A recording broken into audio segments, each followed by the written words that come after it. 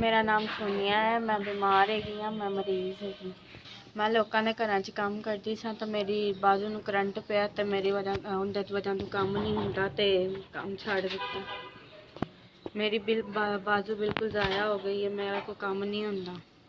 मियाँ मेरा फैक्ट्री च काम करता छापर वाली च। एक मेरा बच्चा ते मैंने मिर्गी पैनी, मेरी लत्तां भी कमज़ोर है, मेरे को चलिया नहीं जाना।